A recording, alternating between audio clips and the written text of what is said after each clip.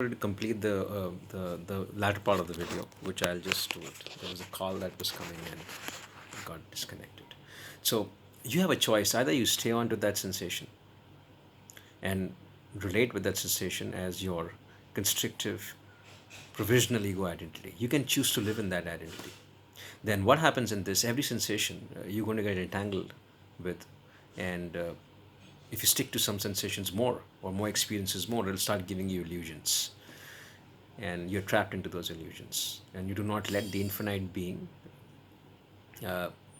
bring its own realization to your constructive self. You keep a wall, and you have a choice to be as the self. If you be as the self, there is no sensation which can make you go crazy, because you know you're not the sensation, you're the self. You're witnessing awareness in which the sensation is a amphibial phenomena. That means every sensation goes up and comes down. If you cling on to it, you create problems to it for your own self, which is constructive. For the self, there is no constrictions, it's only expansion. And there is no fear, even no fear of death. So if you really want to create your own story, which is independent of your entangled stories, then you have to go and remove this constructive self and be in the self, which is a silent witness to all these different infinite and numerous stories, which are again entangled with different infinite and numerous sensations, feelings, thoughts, images.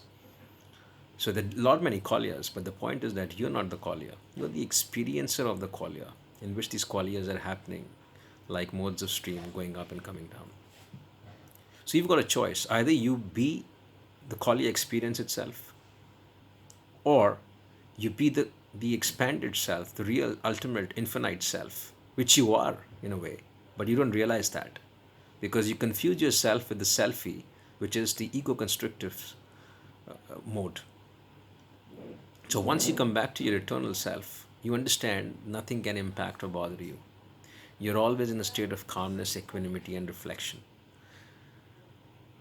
This is the only free will that's the Vedas talks about, and this is the only free will which strongly Buddhism advocate. That the only free will that the human species have is to turn inwards and realize which is the most real thing and the only real thing in the world, which is self. All else is provisional, because Vincent is a provisional identity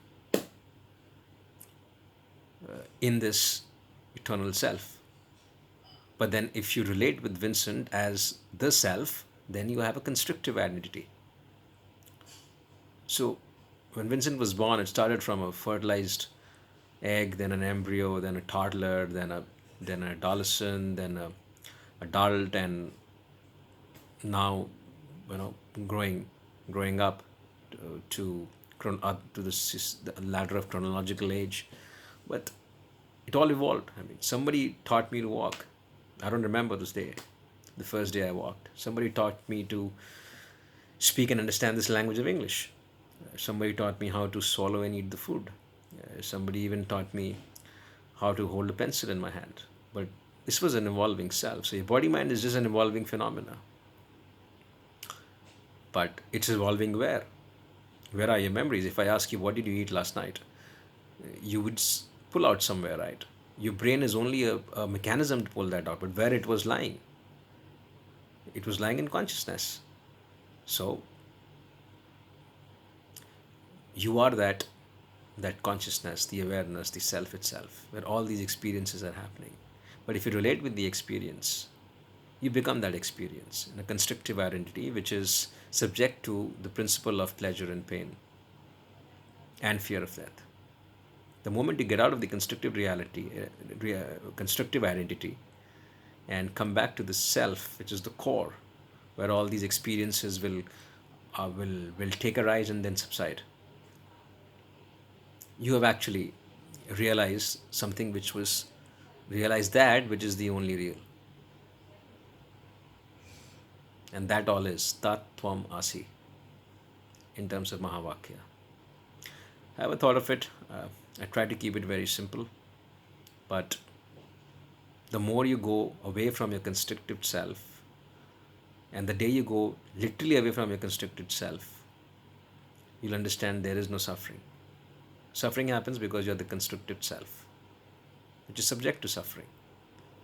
But the moment you are not the constricted self, it is only bliss, and that's your eternal nature. Because you are the real self in which all these phenomena takes place. They rise up and they subside. The rest all is provisional. Only self which is real. And the day this self-realization happens, it's called enlightenment. Enlightenment means in light. It means in plus light. It's the light of the self which you are getting aware of. So you are in the light of the self, which actually you are. Okay, thank you. Enjoy the rest of your day.